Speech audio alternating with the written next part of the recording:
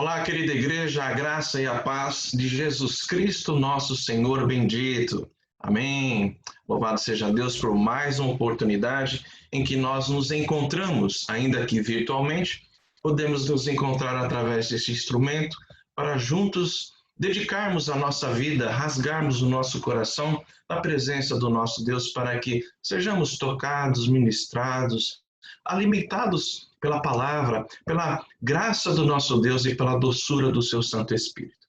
Vamos orar consagrando este culto, todas as partes deste ajuntamento para a glória do nosso Deus. Curve a sua fronte, ore comigo. Senhor, nós te louvamos por essa rica oportunidade, ó Deus, de como igreja estarmos aqui espiritualmente unidos, espiritualmente na tua presença, Senhor, para primeiramente te suplicar que o Senhor venha iluminar as nossas mentes, venha falar ao nosso coração, venha sensibilizar a nossa alma. Ó Deus, nós precisamos ouvir a tua palavra, precisamos ser alimentados em meio à dor, precisamos ser exortados em meio à frieza da nossa vida, em meio muitas vezes ao pecado que abraçamos. Precisamos ser corrigidos, precisamos ser exortados, precisamos ser santificados, precisamos ser consolados. Venha enxugar as nossas lágrimas também, venha encher o nosso coração de esperança. Portanto, ó Deus, abençoa a palavra que será pregada, todas as orações, os cânticos, que o nosso culto seja, ó Deus, agradável ao teu santo nome. Tu és digno, ó Deus, de receber toda a honra, todo louvor, toda adoração. Nós te bendizemos, nós oramos em o nome de Jesus. Amém. Amém. Muito bem, queridos, vamos abrir a palavra de Deus? Abra a tua Bíblia no Evangelho de Mateus, capítulo 18. Evangelho de Mateus, capítulo 18. Evangelho de Mateus, capítulo 18, do versículo 23 ao versículo 35, onde nós encontramos o Senhor Jesus expondo aqui uma parábola, a parábola do credor incompassivo. Muito bem, Mateus capítulo 18, a partir do versículo 23 até o versículo 35.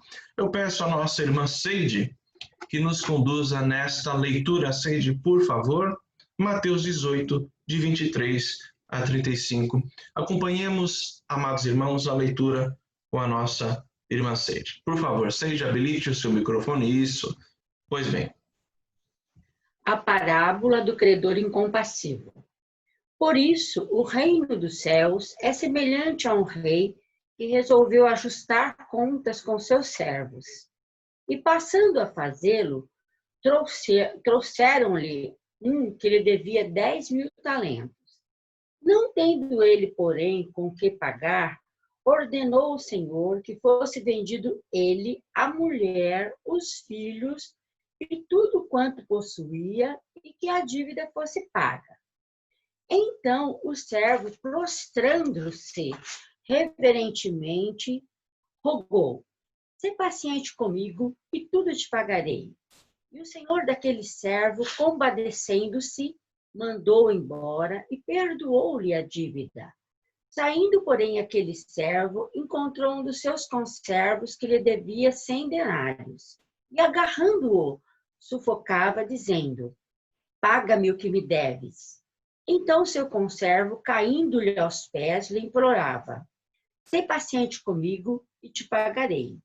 Ele, entretanto, não quis. Antes, indo-se, o lançou na prisão até que saldasse a dívida. Vendo seus companheiros o que se havia passado, entristeceram-se muito e foram relatar ao seu senhor tudo o que acontecera. Então o seu senhor, chamando-o, lhe disse: "Servo malvado, perdoei-te aquela dívida toda porque me suplicaste. Não devias tu, igualmente, compadecer-te do teu conservo, como também eu me compadeci de ti?" Indignando-se o Senhor, o entregou aos verdugos, até que lhe pagasse toda a dívida. Assim também meu Pai Celeste vos fará, se do íntimo não perdoardes cada um a seu irmão. Amém. Até aqui, palavra de Deus, para nós. Irmãos, eu tenho dito que o amor de Deus, ele nos responsabiliza. O amor de Deus nos responsabiliza, mas não apenas o seu amor. A sua compaixão também nos responsabiliza a agirmos com compaixão. O perdão de Deus também nos responsabiliza. Nos responsabiliza no sentido de também perdoar os nossos irmãos, perdoar o nosso próximo, como Cristo Jesus, através do seu sangue, nos perdoou. E nós vamos louvar a Deus por este maravilhoso perdão. Nós vamos, através da oração de gratidão e louvor, vamos colocar o nosso coração na presença do Senhor para adorá-lo por tão grande misericórdia, porque nós tínhamos uma dívida totalmente impagável, mas por sua graça, por sua misericórdia, ele nos perdoou, cancelando todo escrito de dívida, toda a nossa iniquidade, mazelas e pecados, o Senhor Jesus levou sobre si. Eu peço ao nosso irmão Euler que nos conduza nessa oração de louvor e gratidão ao nosso Deus. Por favor, Euler, habilite o seu microfone e nos conduza nesta palavra de oração de louvor. Por favor. Amém. Senhor, nos colocamos diante de Ti, ó Deus, para louvar, para adorar por tudo que o Senhor é por nós. Pelo perdão derramado, pelo amor ensinado, ministrado a cada dia, ó Deus. Te damos graças porque sabemos que não merecemos. Sabemos que falhamos sempre e constantemente, mas que o Teu amor, ele é incondicional, que não depende de nós. Por isso te somos gratos, te louvamos de todo o nosso coração, ó Deus. Porque se não fosse Teu Espírito derramado em nós, não estaríamos na Tua presença. Seja exaltado, ó Deus, diante de todo o Teu povo. Seja exaltado diante desta nação, ó Pai. Que possamos estar sempre nos Teus pés, contemplando a Ti, adorando a Ti, te dando todo o louvor devido. Em nome de Jesus Cristo. Amém. Amém. Amém. Muito bem, eu passo a palavra ao Fábio para que ele nos assista aqui na condução do louvor ao nosso Deus. Por favor, Fábio.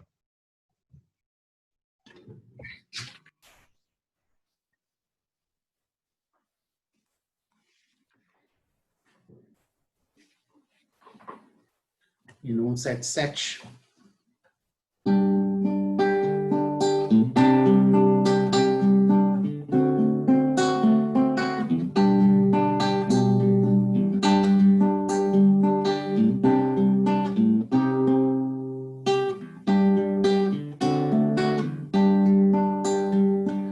Firme nas promessas do meu Salvador, cantarei louvores ao meu Criador. Fico pelos séculos no seu amor, firme nas promessas de Jesus. Firme, firme, firme nas promessas de Jesus, meu mestre. Firme, firme, sim, firme nas promessas de Jesus. Firme nas promessas hei de trabalhar, tendo o verbo eterno sempre a me amparar. Mesmo em tempestade vou sem vacilar, firme nas promessas de Jesus. Firme, firme, firme nas promessas de Jesus, meu mestre.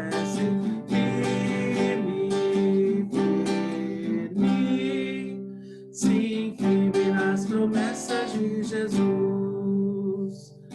Firme nas promessas sempre vejo assim, purificação do sangue para mim.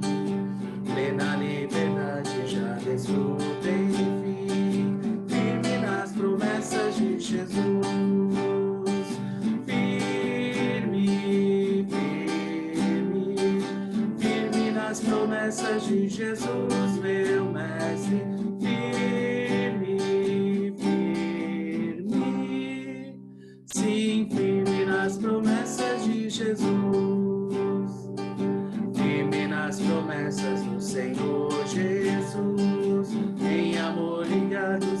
a sua cruz, cada dia mais me alegra em sua luz, firme nas promessas de Jesus. Firme, firme, firme nas promessas de Jesus, meu mestre. Firme, firme, sim, firme nas promessas de Jesus. Amém, queridos irmãos. De fato, que nós possamos não apenas cantar, mas nos apresentar de domingo a domingo firmes nas promessas do nosso Senhor Jesus, nutrindo a gloriosa esperança que temos no nosso Salvador. Eu convido a nossa irmã Lília neste momento, que nos conduz agora a uma oração, Lília, de quebrantamento, colocando as nossas vidas como igreja, a nossa igreja, portanto, aos pés do Senhor Jesus, pedindo para que o Santo Espírito venha nos santificar, venha, de fato, tratar da nossa vida, venha derramar a sua graça para que nós possamos viver de um modo agradável ao nosso Deus. E na sequência, após a oração de quebrantamento e confissão, eu peço ao nosso irmão Fábio que nos conduza em mais uma canção de adoração ao nosso Deus. Por favor, Lília, ore por nós. Senhor nosso Deus, nós te agradecemos, ó Pai, pela tua graça, pela tua misericórdia, Deus, pela tua soberania, porque o Senhor é o Senhor da tempestade, o Senhor é o Deus da bonança, o Senhor preside, ó Deus, os dilúvios, e nós confiamos, ó Senhor, no teu amor paterno, na tua condução, na tua soberania, na paz, ó Senhor, que o Senhor tem dado aos nossos corações. Pedimos, ó Pai, que o Senhor esteja com a nossa igreja em especial, que o Senhor esteja quebrantando os teus filhos, colocando-os todos em obediência diante de ti, que cada um de nós, ó Senhor, tenha o coração contrito diante de ti, não esmorecendo na fé, não se atemorizando, ó Senhor, diante das circunstâncias, mas que em todo o tempo, ó Deus, a tua igreja esteja prostrada, intercedendo, aguardando, ó Deus, a intervenção do Senhor e sabendo, ó Pai, sempre descansar, ó Pai, na tua condução, no teu amor, no teu Santo Espírito, ó Deus, e na certeza que o Senhor está presente em todas as circunstâncias. Ó Senhor, quebranta a tua igreja, que o teu povo, ó Senhor, espalhado sobre a face da terra, se prostre diante de ti. Interceda, ó Deus, por este momento. Coloque, ó Senhor, os seus pecados diante de ti. Ó Deus, que a tua igreja renove, ó Senhor, diante de ti os seus votos. Que saiba, ó Deus, se colocar humilde, ó Senhor, e humilhada na tua presença.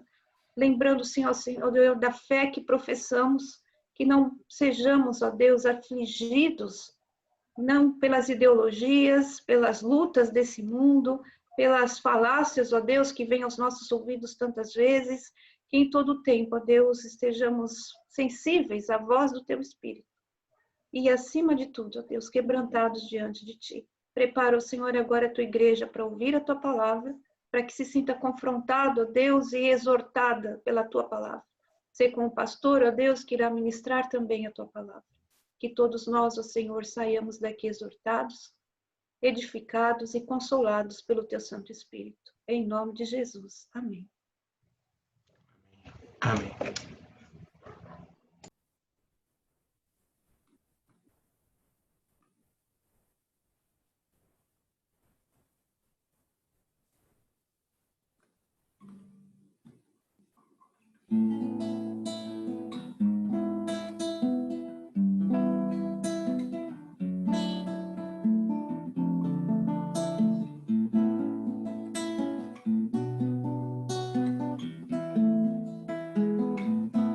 És Deus e me conheces como sou.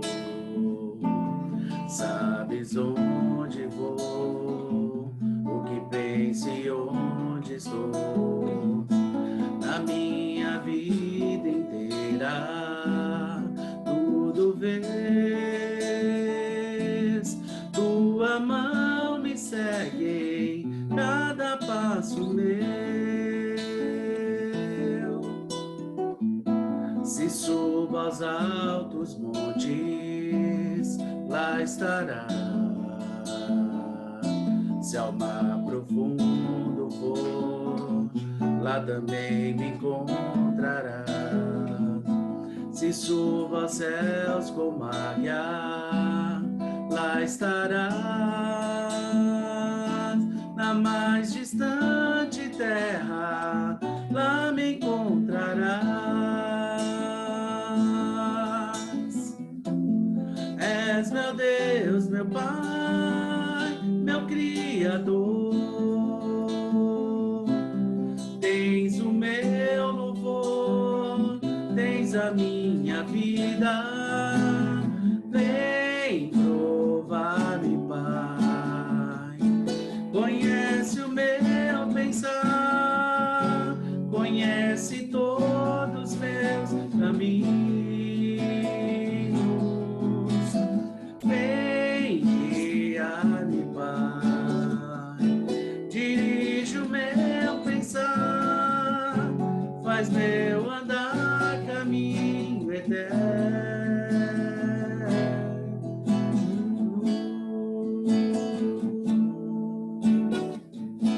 És Deus e me conhece como sou. Sabes onde vou, o que penso e onde estou. Na minha vida inteira, tudo vês. Tua mão me segue em cada passo meu. Se subo aos altos montes, lá estarás. Se ao mar profundo for, lá também me encontrarás. Se subo aos céus como águias, lá estarás. Na mais distante terra, lá me encontrarás. És meu Deus, meu Pai, meu Criador. Tens o meu louvor, tens a minha vida. Vem provar-me, Pai. Conhece o meu pensar, conhece todos os meus caminhos. Vem guiar-me, Pai. Dirige o meu pensar, faz meu andar caminho eterno.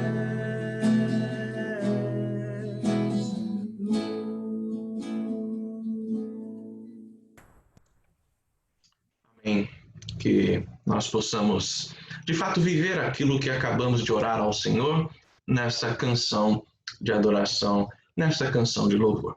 Irmãos, nós vamos adentrar agora ao nosso momento de intercessão pelo nosso país e intercessão pela nossa querida e amada igreja. Eu peço à nossa irmã Márcia que ore pela nossa pátria, pela nossa cidade, e peço à nossa irmã Sueli Godoy que ore pela nossa igreja. Nós, enquanto brasileiros, nós, enquanto cidadãos desta pátria, temos vivido dias difíceis. Parece-nos que sempre paira uma desarmonia entre os poderes da nossa nação. Precisamos interceder pelo presidente da República, pelo nosso prefeito.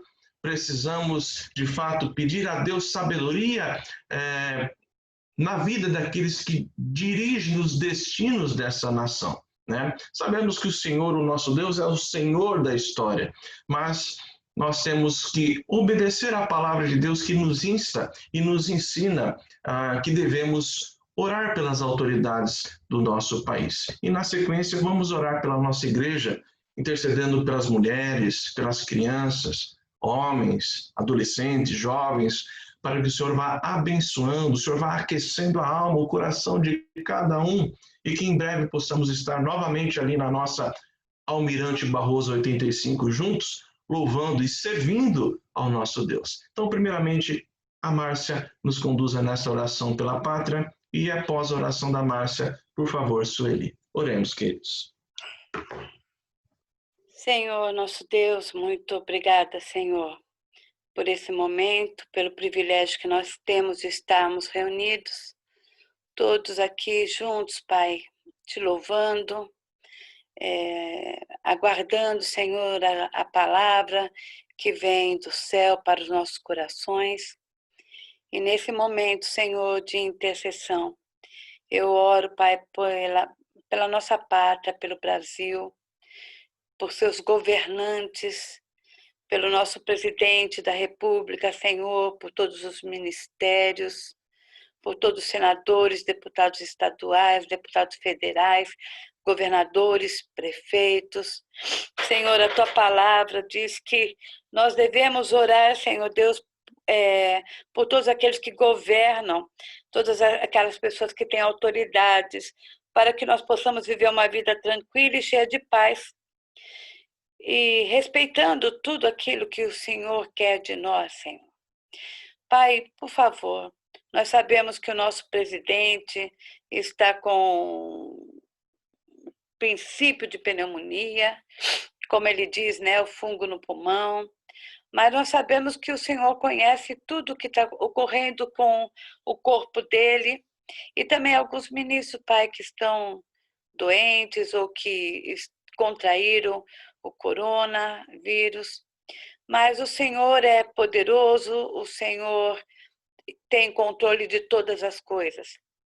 Pai, que o nosso país venha viver períodos de paz, períodos de prosperidade, prosperidade financeira, prosperidade na saúde, prosperidade educacional, que todas as divergências, Senhor Deus, que cada um quer colocar aquilo que acha que é melhor, ou de acordo com a sua ideologia, mas é o Senhor que é o Senhor do nosso país. Pai, nós confiamos em Ti. Aqui tem o Teu povo que se humilha diante do Senhor, pedindo perdão dos nossos pecados, como igreja, como pessoa, como família. Senhor, nos perdoa e faz com que a nossa nação venha prosperar, venha olhar somente para Ti, que aquelas pessoas que estão afastadas de Ti, os governantes que um dia Te conheceram, Pai, eles possam voltar a Te adorar. E aqueles que ainda que não Te conhecem, possam ver o Teu poder e venham Te aceitar como o único suficiente Salvador, para que o nosso país cresça em todas as áreas. Protege, Senhor Deus, e guarde. Mais uma vez eu te peço pelo nosso presidente da República, pelo nosso prefeito, por todos aqueles que estão investidos de autoridade. Em nome de Jesus. Amém. Pai de amor, Pai querido, continuando na Tua presença, Senhor, quero Te agradecer, ó Pai, mais uma vez por esse dia tão maravilhoso que o Senhor nos deu. Te agradecer porque estamos com saúde, o Senhor tem nos guardado, o Senhor tem nos abençoado, tem suprido as nossas necessidades. E agora, Pai, diante do Teu altar de graça, Senhor, eu coloco a nossa igreja, Senhor. O Senhor esteja abençoando cada uma daquelas pessoas, daqueles corações, ó Pai, da nossa igreja, Pai. O Senhor conhece cada um deles, conhece as suas necessidades, as suas dificuldades. Sei que tem irmãos que gostariam de estar participando neste momento e não podem, Senhor. Que esses irmãos, ó Deus, sejam fortalecidos através da Tua palavra, que é dirigida, pregada durante a semana pelos presbíteros, ó Pai. Que o Senhor abençoe cada um dos presbíteros, ó Deus, que eles possam levar a Tua palavra, Senhor, diretamente ao coração daqueles irmãos que estão precisando e daqueles também que não Te conhecem, Senhor. Esteja atuando no coração de cada um, Senhor. E Te peço, ó Deus, pela vida dos diáconos, que o Senhor abençoe cada um deles. Te peço pela vida das senhoras, das mulheres de oração, Senhor, esteja abençoando cada uma delas, o Pai. Abençoe os jovens, os adolescentes, Senhor, as crianças, ó Pai, que esses irmãos queridos voltem para a igreja, Senhor, fortalecidos, ó Deus, fortalecidos por Ti, Senhor. E não permita, ó Deus, que esses irmãos se enfraqueçam na fé, ó Deus. Por favor, Senhor, guarda cada um, abençoa cada um, Senhor. Cuida, Senhor, daqueles irmãos que estão enfermos. O Senhor conhece cada um deles, ó Pai. Cobre esses teus filhos, ó Pai, enfermos, com a tua mão poderosa, derrama a tua cura, Senhor, derrama o teu bálsamo sobre essas vidas, ó Deus. Nós precisamos muito de Ti, Senhor. Sem a Tua presença, nós não somos nada, Senhor. Nos abençoe, ó Pai, para que nós possamos voltar a nos reunirmos novamente como igreja, na Almirante Barroso, ó Deus. Por favor, Senhor, nos ajuda, Deus. Toma-nos nas Tuas mãos, ó Pai, que todas as decisões, ó Deus, que forem tomadas, sejam dirigidas por Ti, ó Pai. É em nome e por amor de Teu Filho Jesus que nós oramos. Amém. Amém, amém. Quanta bênção, né? Só de ouvir as orações dos irmãos, das irmãs, ouvindo a leitura da palavra, os cânticos, o hino, nosso coração já tem sido certamente ministrado pela graça de Deus, né? E agora nós vamos ouvir a palavra do Senhor de forma a ser aqui exposta a partir. Então, já convido os irmãos que abram as suas Bíblias em Romanos, capítulo 5. Vamos abrir as nossas Bíblias naquilo que Paulo chama do meu evangelho, né? Paulo se dirige a esta carta dizendo que é o evangelho que ele escreveu, né? Então, abramos em Romanos, capítulo 5, do versículo 1 ao versículo 11.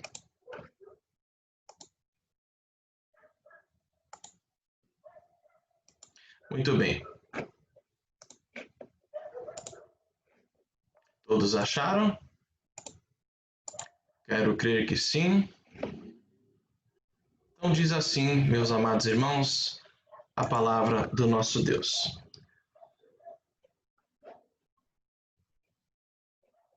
Justificados, pois, mediante a fé, temos paz com Deus por meio de nosso Senhor Jesus Cristo, por intermédio de quem obtivemos igualmente acesso, pela fé, a esta graça na qual estamos firmes e gloriamo-nos na esperança da glória de Deus. E não somente isso, mas também nos gloriamos nas próprias tribulações, sabendo que a tribulação produz perseverança, e a perseverança, experiência, e a experiência, esperança. Ora, a esperança não confunde, porque o amor de Deus é derramado em nosso coração pelo Espírito Santo que nos foi outorgado. Porque Cristo, quando nós ainda éramos fracos, morreu a seu tempo pelos ímpios. Dificilmente alguém poderia ou alguém morreria por um justo, pois poderá ser que pelo bom alguém se anime a morrer. Mas Deus prova o seu próprio amor para conosco pelo fato de ter Cristo morrido por nós, sendo nós ainda pecadores. Logo, muito mais agora, sendo justificados pelo seu sangue, seremos por ele salvos da ira. Porque se nós, quando inimigos, fomos reconciliados com Deus mediante a morte do seu Filho, muito mais, estando já reconciliados, seremos salvos pela sua vida. E não apenas isso, mas também nos gloriamos em Deus por nosso Senhor Jesus Cristo, por intermédio de quem o recebemos agora a reconciliação. Amém, meus amados irmãos, até aqui, palavra de Deus para a nossa reflexão. Muito bem, nós vamos meditar sobre a justificação pela fé e os seus efeitos. A justificação pela fé e os seus efeitos gerados na vida do crente, gerados na vida do Filho de Deus. Meus amados irmãos, vale a pena lembrar aqui que Paulo havia falado até essa altura da depravação do homem. Ele diz isso mais precisamente no capítulo 1. À altura do capítulo 3, Paulo também continua a falar acerca do ser humano, destacando a sua alienação em buscar a Deus, e por isso ele diz: pois todos pecaram e carecem da glória de Deus. Paulo também tem tratado aqui, falado, exposto acerca do juízo de Deus sobre o pecador. Ainda no capítulo 3, Paulo adentra de uma maneira mais detida agora no assunto da justificação pela fé, quando ele diz no versículo 28, concluímos, pois, que o homem é justificado pela fé independentemente das obras. Paulo, a esta altura, ele cita o exemplo de Abraão, dizendo que Abraão creu em Deus e isso lhe foi imputado para a justiça. Paulo trata disso já à altura do capítulo 4, versículo 3. Pois bem, agora no capítulo 5, Paulo se dirige aos leitores considerando-os justificados pela fé. Em outras palavras, no capítulo 5, Paulo dirige-se aos leitores considerando que eles são justificados pela fé. Todavia, Paulo passa a desenvolver doravante as implicações desta doutrina maravilhosa. Paulo passa a desenvolver as implicações da justificação pela fé na vida do Filho de Deus, na vida do crente. Eu gostaria, nesse sentido, de destacar aqui 3 efeitos da justificação pela fé na nossa vida. Em primeiro lugar, a justificação pela fé e os seus efeitos no passado. Os seus efeitos no passado. Vejam só comigo o versículo 1. Justificados, pois, mediante a fé, temos paz com Deus, por meio de nosso Senhor Jesus Cristo. Irmãos, olhando um pouquinho para o nosso passado, nós vamos perceber, nós vamos confessar que de fato éramos alienados de Deus, desinteressados em buscá-lo, em adorá-lo. Éramos, como diz Paulo, fracos. Vejam só comigo aí, versículo 6 diz: porque Cristo, quando nós ainda éramos fracos, morreu a seu tempo pelos ímpios. Paulo está olhando para a vida pregressa do crente. Paulo está olhando para a fraqueza, para o desinteresse do crente na sua relação com Deus. E por isso, ele havia falado no capítulo 3 desta mesma carta, que não há um justo, nenhum sequer, não há quem entenda, não há quem busque a Deus. Todos se extraviaram. Meus amados irmãos, Jesus morreu por nós. Sim, e Jesus morreu por nós quando nós éramos seus inimigos, quando nós éramos ímpios. Ah, querida igreja, nós não iríamos a Deus de maneira alguma, porque este sentimento, esse desejo não se encontrava no nosso peito, no nosso coração. Mas Deus veio ao nosso encontro, sendo nós fracos e pecadores, como o Evangelho de Mateus diz no versículo 11 do capítulo 18, porque o Filho do Homem, ou seja, porque Jesus veio até nós, veio ao pecador salvar os que estavam perdidos. Olhando um pouco para o nosso passado, nós também vamos perceber que nós éramos devedores a Deus. Éramos pecadores e devedores à santidade e à justiça desse Deus maravilhoso. Reparem comigo versículos 7 e 8.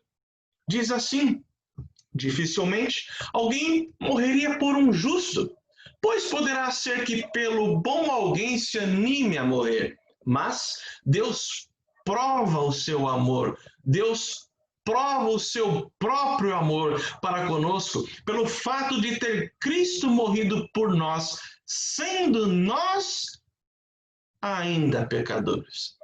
Meus irmãos, nós temos que ter uma consciência bíblica acerca de quem nós éramos, acerca de quem nós somos e acerca do que um dia ainda seremos. E quando nós olhamos para o nosso passado sem Cristo, sem sermos justificados pela fé, nós nos deparamos com uma dívida impagável da nossa parte. Vale a pena lembrar o texto que lemos agora há pouco, acerca da parábola do credor incompassivo. Tínhamos uma dívida de santidade ao nosso Deus, uma dívida de justiça ao nosso Deus, uma dívida de amor ao nosso Deus, uma dívida de pureza ao nosso Deus, uma dívida de adoração plena, pura e santa ao nosso Deus. Impagável essa dívida, nada em nós poderia satisfazer a justiça de Deus, mas na cruz, Cristo satisfez a justiça do Pai em nosso lugar através do seu sangue.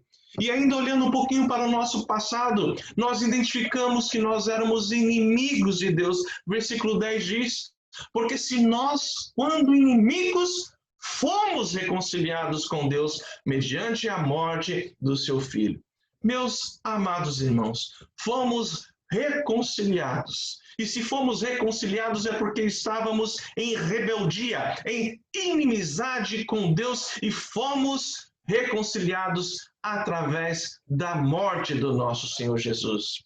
É por isso que Paulo, escrevendo aos Colossenses, ele diz no primeiro capítulo, versículos 21 e 22, e a vós outros também, que outrora éreis estranhos e inimigos no entendimento pelas vossas obras malignas, agora, porém, vos reconciliou no corpo da sua carne, mediante a sua morte, para apresentar-vos perante ele santos, inculpáveis e irrepreensíveis.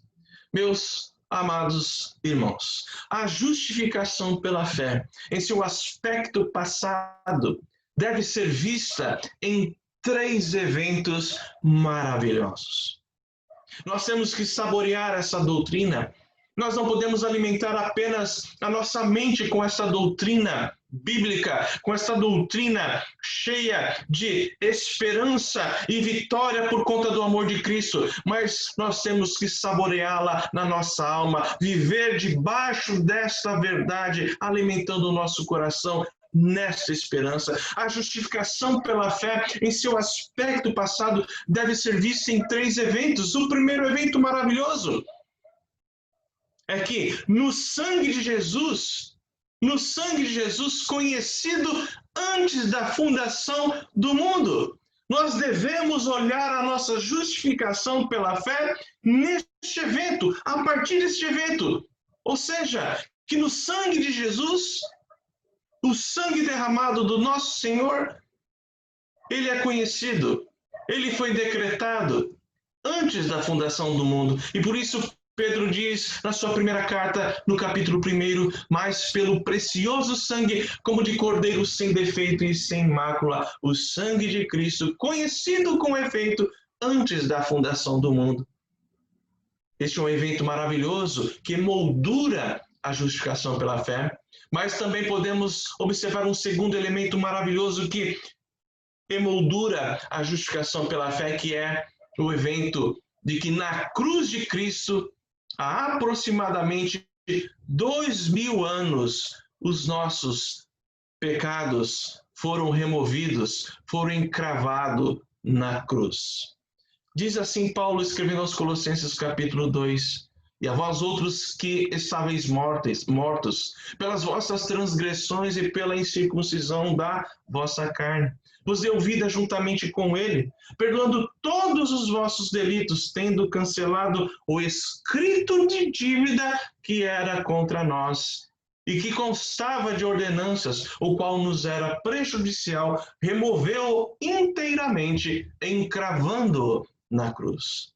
Ah, meus amados irmãos, a justificação pela fé, em seu aspecto passado, deve ser vista no sangue de Jesus, conhecido antes da fundação do mundo, ou seja, nos decretos de Deus. A justificação pela fé deve ser vista na cruz histórica, na cruz de Jesus Cristo, há aproximadamente 2000 anos, mas também a justificação pela fé do crente deve ser vista ainda quando olhamos para o passado, no dia em que nós entregamos a nossa vida, no dia em que nós aceitamos pela fé a Jesus Cristo como Senhor e Salvador. Como diz a palavra de Deus, se com a tua boca confessares Jesus como Senhor e em teu coração creres que Deus o ressuscitou dentre os mortos, serás salvo.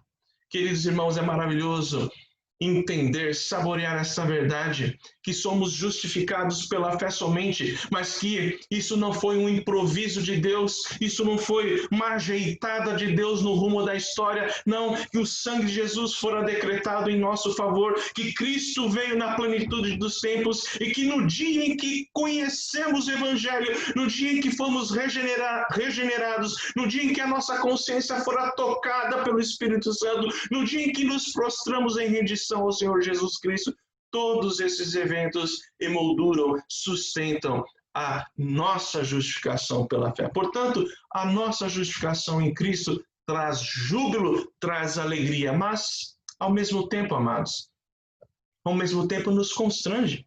E nos constrange por causa da misericórdia de Deus, porque merecíamos, na verdade, a condenação. Nos constrange por causa da graça de Deus, porque não merecíamos o seu favor, o seu perdão e as suas promessas. E também nos constrange por causa do grande amor de Deus, porque nunca conseguiremos amar a Deus como Ele nos ama. Segundo princípio aqui para a nossa reflexão é a justificação pela fé e os seus efeitos no presente, nos dias de hoje, após a nossa entrega, após a entrega do nosso coração a Jesus, como olhar, como verificar, como saborear as implicações dessa revelação maravilhosa. Meus amados irmãos, no presente nós temos pelo menos 2 grandes efeitos da justificação pela fé. Nós temos a paz com Deus e nós temos a esperança em Deus em meio ao sofrimento. Se não vejamos aqui o primeiro efeito da nossa justificação pela fé, agora na vida presente, é a paz com Deus. Vejam comigo mais uma vez, versículo 1. Justificados, pois, mediante a fé, temos paz com Deus por meio de nosso Senhor Jesus Cristo. Irmãos, essa paz não se refere à paz, digamos assim, daquela alegria, daquele espírito fraterno, daquela paz gostosa de um retiro espiritual, ou até de um passeio de final de semana com a família. Não é dessa paz que estamos falando, não é dessa paz que o apóstolo Paulo está falando. Também não significa, por outro lado, que nós estamos em paz com Deus. Não significa que nós, a partir de nós, estamos em paz com Deus, mas significa que Deus é quem está em paz conosco através do sangue de Jesus. E por isso sim, como consequência disso, nós estamos em paz com Deus. É por isso que o versículo 11 diz, e não apenas isso, versículo 11, mas também nos gloriamos em Deus, por nosso Senhor Jesus Cristo, por intermédio de quem recebemos agora o quê? A reconciliação, a paz. Recebemos por nosso Senhor Jesus Cristo, por intermédio dele, nós recebemos a paz, nós recebemos a reconciliação com o Pai. Essa paz significa que temos acesso ao único Deus vivo e verdadeiro, sem sermos consumidos pela sua santidade. Essa paz significa que não somos mais inimigos de Deus, mas que fomos reconciliados com Ele e reconciliados como filhos. Essa paz não se dará no juízo final, meus amados irmãos. Ela se dá agora. Ela deve ser desfrutada desde já. E, portanto, temos a paz com Deus como um efeito maravilhoso da nossa justificação pela fé, mas também temos, em segundo lugar, como destaque aqui da justificação pela fé, de um dos seus efeitos na vida, agora, na vida presente, que é a esperança em Deus em meio à dor, a esperança em Deus em meio ao sofrimento. Meus amados, Paulo diz que podemos exultar nas tribulações. Parece-nos estranho. Se a nós nos parece estranho, imagine para quem não discerne as coisas espirituais uma frase como essa. Paulo vê nas tribulações um motivo de glória. E por que Paulo diz isso? Primeiro, porque Paulo entende, iluminado, inspirado pelo Espírito Santo, Paulo entende que a tribulação é motivo de glória porque ela nos aproxima de Deus. Vejam comigo versículos 3 e 4.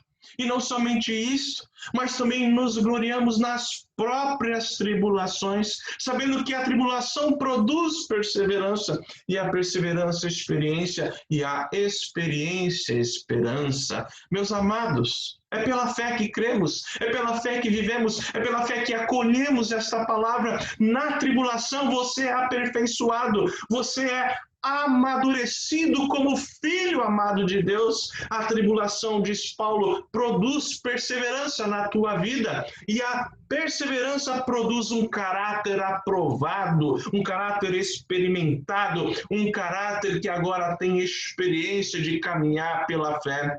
E o caráter aprovado, a experiência produz uma esperança ainda maior.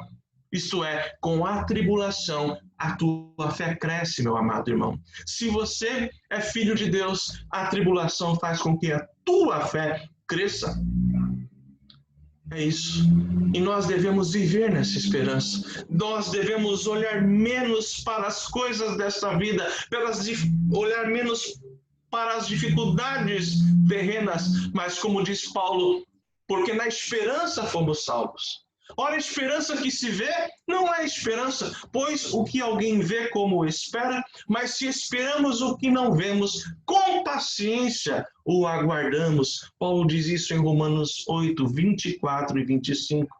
Ah, queridos irmãos, com a tribulação nós conhecemos a Deus não apenas de ouvir falar, mas os nossos olhos, nós vemos de fato o cuidado de Deus na nossa vida. Paulo também diz isso. Paulo diz que podemos exultar nas tribulações, porque a tribulação é motivo de glória, porque nela vemos o amor de Deus. Reparem comigo o versículo 5. Ora, a esperança não confunde, porque o amor de Deus é derramado em nosso coração pelo Espírito Santo que nos foi outorgado. Meus irmãos, a nossa esperança em Deus, diz Paulo, não nos confundirá, não nos decepcionará, não nos frustrará. Ninguém, Paulo está dizendo, será decepcionado nesta vida, não apenas na glória, nesta vida. Por isso que Paulo usa o termo não confunde. A nossa esperança não confunde, porque nesta vida nós não seremos decepcionados por Deus, não seremos frustrados por Deus. E sabe por quê? Porque Paulo diz que o amor de Deus é derramado no nosso peito, na nossa alma, no nosso coração, pelo Espírito Santo que habita em nós. Isso é maravilhoso, isso é motivo de glórias e aleluias ao nosso Deus. E como nós podemos estar certos? Como que nós podemos estar seguros disso? Ah, meus amados, nós podemos estar certos e seguros disso, porque em primeiro lugar o Espírito Santo derrama o amor de Deus em nosso coração, e em segundo lugar, eu e você, nós enquanto filhos de Deus, podemos e devemos estar certos, porque fomos selados, glórias a Deus, fomos selados com o Espírito Santo. O selo do Espírito Santo significa direito de propriedade, somos do Senhor, significa autenticidade, significa legitimidade, significa origem. Temos o selo do Espírito Santo, pertencemos ao nosso Deus, e o Espírito Santo derrama do amor de Deus em cada lágrima, em cada transe agudo nas nossas vidas. E por isso Paulo diz que pela fé nós podemos exultar. Por isso que Paulo nos ensina que um dos efeitos da nossa justificação pela fé é o fato de que nós devemos nos alegrar nas tribulações, porque em meio às dores, em meio às lutas, sentiremos o consolo do Espírito Santo. Meus irmãos, até agora nós já verificamos alguns efeitos da nossa justificação pela fé no passado. Olhando para o passado, olhando para o presente, nós detectamos aqui pelo menos dois grandes efeitos.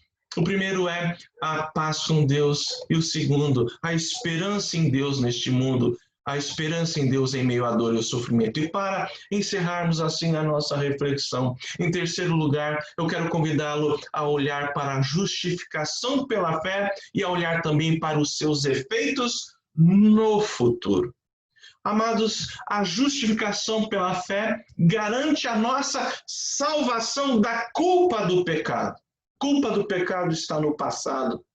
A justificação pela fé garante a nossa salvação do poder do pecado, o poder que tenazmente nos assedia agora no presente, mas é a justificação pela fé que garante a nossa salvação perante este poder. Mas louvado seja Deus, porque a justificação pela fé garantirá no dia vindouro, no dia eterno, a nossa salvação da presença do pecado. Porque fomos justificados pela fé, porque fomos salvos pela graça, um dia estaremos totalmente isentos, totalmente afastados da presença ingrata, da presença nefasta do pecado. E Paulo então aponta aqui dois aspectos escatológicos, digamos assim, da justificação pela fé. O primeiro é que seremos salvos da ira de Deus. Meus amados irmãos, este é um ponto muito sensível. Louve a Deus, dobre os seus joelhos ao Senhor Santo, Soberano, Justíssimo, porque você, por conta do sangue de Jesus, fora justificado pela fé. Porque então você está salvo da justa ira, do justo juízo de Deus. Mas, por outro lado, a Bíblia diz que é dura coisa, terrível coisa é cair na mão de um Deus santo, de um Deus irado.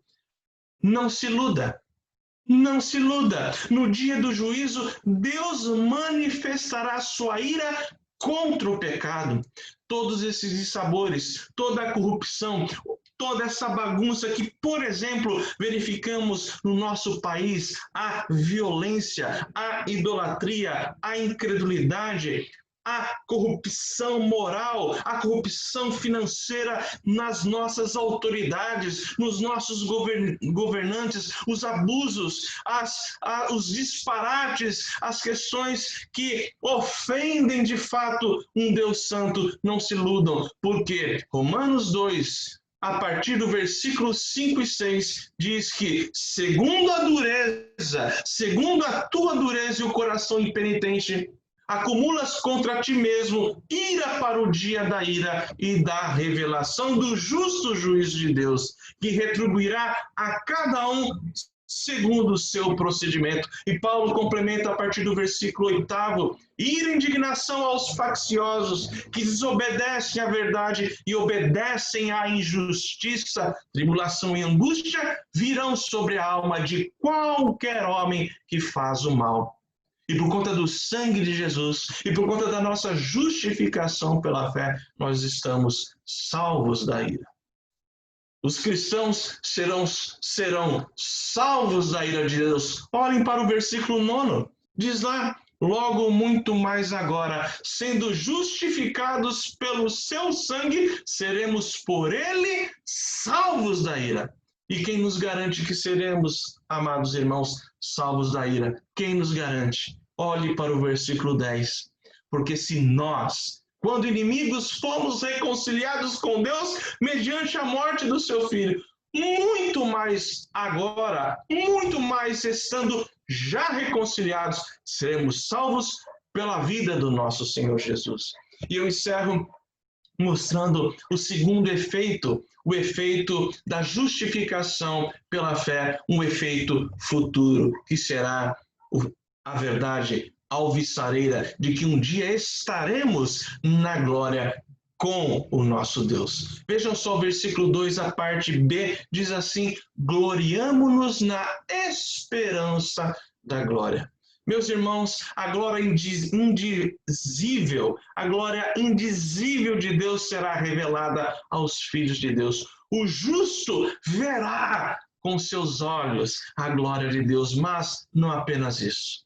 Deus, e isto é tremendo, isto é maravilhoso, a nossa mente não pode atingir. Nós não apenas veremos a glória de Deus, mas a Bíblia diz que nós também seremos glorificados. Deus também te glorificará, meu amado irmão, na glória eterna. E tudo isso é fruto, é efeito da justificação pela fé. E eu digo que Deus te glorificará, porque Paulo, escrevendo aos Colossenses capítulo 3, versículo 4, ele diz: quando Cristo, que é a nossa vida, se manifestar, então vós também sereis manifestados com ele em glória. Do mesmo modo, Paulo diz aos Romanos capítulo 8, ora, se somos filhos, somos também herdeiros, herdeiros de Deus e cordeiros com Cristo. Se com ele sofremos, também com ele seremos glorificados. Reparem, também com ele seremos glorificados. Porque para mim, diz Paulo, tenho por certo que os sofrimentos do presente não podem ser comparados com a glória a ser revelada em nós. E ainda Paulo, escrevendo aos Coríntios, na sua segunda carta, capítulo 4, ele diz, porque a nossa leve e momentânea tribulação produz para nós eterno, para nós, para o seu povo, para os remidos em Cristo, para os justificados, produz eterno peso de glória acima de toda a comparação, acima de tudo aquilo que você esteja vivendo, experimentando ou conhecendo de difícil e duro e que causa sofrimento nas nossas vidas neste mundo. Nada pode se comparar ao eterno peso de glória que será revelada a todo filho de Deus. Portanto, louvemos ao Senhor por tantas bênçãos que são frutos da nossa justificação pela fé e que Deus nos abençoe, Deus nos preserve, perseverando sempre nesta fé até nos encontrarmos com o nosso Senhor. Que Deus nos abençoe. Amém? Amém. Nós vamos então encerrar o nosso culto com mais uma palavra. Aliás, antes de eu orar, gostaria de convidar o Fábio que nos conduza a mais um louvor ao nosso Deus e depois eu impetrarei a bênção do Senhor na vida dos meus queridos irmãos. Por favor, Fábio, nos conduza em mais este cântico, em mais este louvor.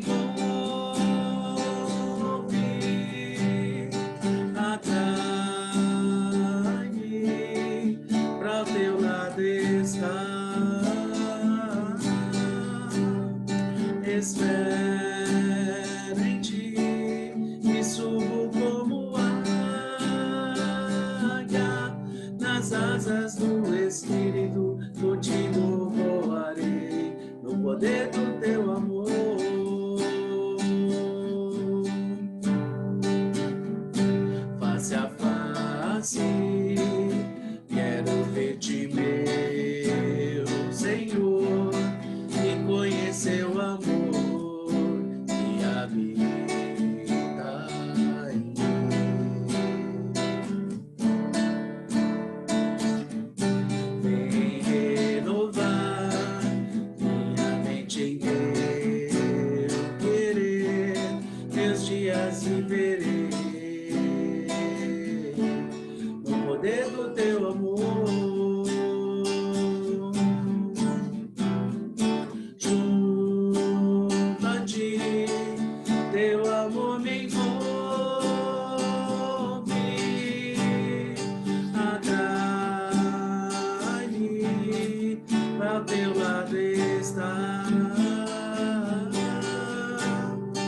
Espero em ti e subo como águia,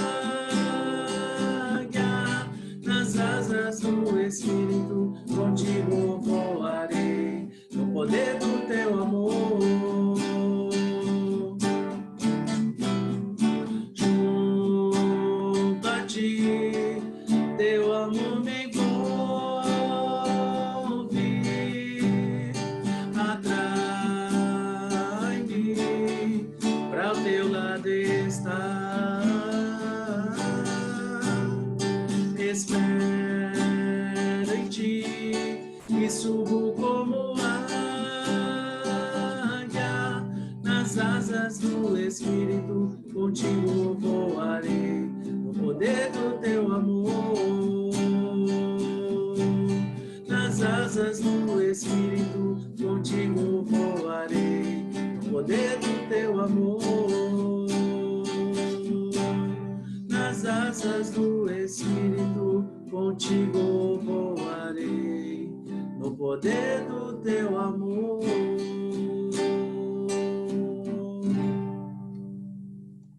Amém.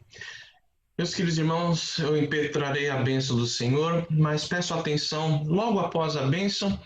Prestem atenção, eu peço para o aviso que o Fábio ministrará a todos nós. Irmãos, recebam a bênção do nosso Deus. Que a graça maravilhosa de Jesus Cristo, nosso Senhor bendito, nosso Redentor maravilhoso, Senhor das nossas vidas. Que o amor de Deus, o nosso bondoso e eterno Pai, e que as ricas consolações, o conforto e a santificação do Espírito Santo repousem sobre vós, benditos do Senhor, desde agora e para todo sempre. Amém. Amém, amados. Amém. Fábio, por favor.